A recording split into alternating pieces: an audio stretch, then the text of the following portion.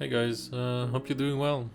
So before this video I saw some of these what if insert random popular game here was made in the 1998 like a PS1 game, and so I got the idea of what if War Thunder was made like a PS1 game. I decided I'm gonna use Godot as the game engine because it's what people said is pretty easy to use and learn, and I used 3ds Max to create the models for my game. In the background you can see how I made the T-34 model, that's the enemy model in my game.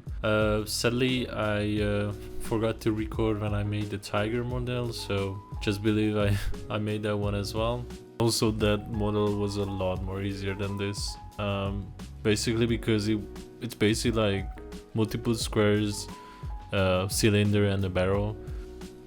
I think the part I liked most about this project is making these models, because you don't really have to be that precise and you don't have to add too much details, but you get to still play around with this editor, and you can see how from one single block or a circle or a cylinder, at the end you get something that resembles a tank.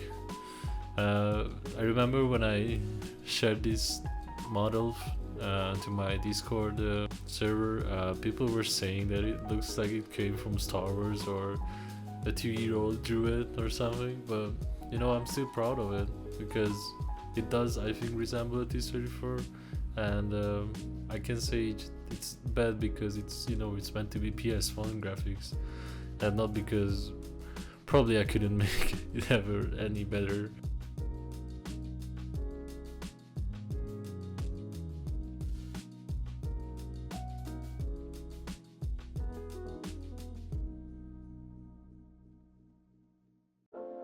After I was satisfied with the models I made, I began to work on the game itself.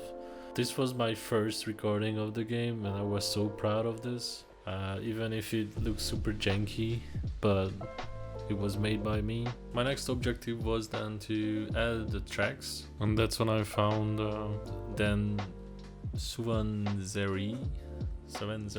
He's a YouTuber and he made these amazing tank tracks. So I used his. Great work. I leave his channel and the video in the description. After this I implemented basic aiming, just like in War Thunder. So one square is the mouse, the other one is where the barrel is looking at. I have to say that this was probably the hardest part. Required a lot of mathematics and calculations on where am I looking at. I wouldn't have done it without my friend Nathan and the really loving and kind Discord community of Godot. They have a really nice server. This was also the part where I implemented the firing mechanisms, where you can shoot bullets out of your barrel. After that I wanted to add a reload animation similar to in War Thunder. The last few important things that I added were the classic PS1 shader, which I found online. I will link it in the description as well as with any other sources I used. I also added a sniper mode, some basic sounds for the engine and firing, and then all that's left is a map. So I started working on a map. I wanted to make Poland at first, but then I realized that would be quite a lot of work and would be insanely large map compared to like PS1 maps. So I just started making a map on my own.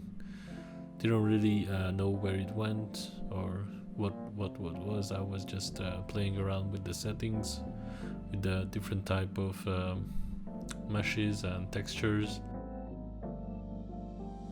I also added some vegetation, trees and bushes.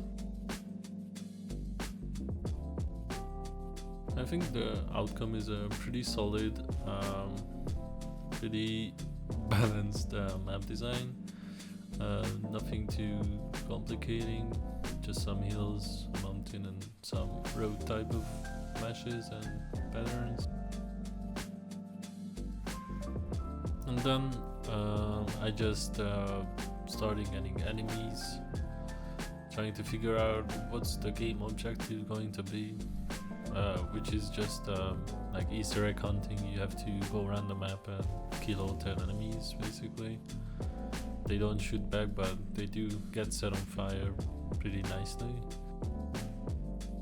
After this I did some finishing touches here and there, just to make this game easier to play and a bit more enjoyable. I think the outcome is pretty nice. If you want to try it, it's going to be uploaded to itch.io where you can download it for free.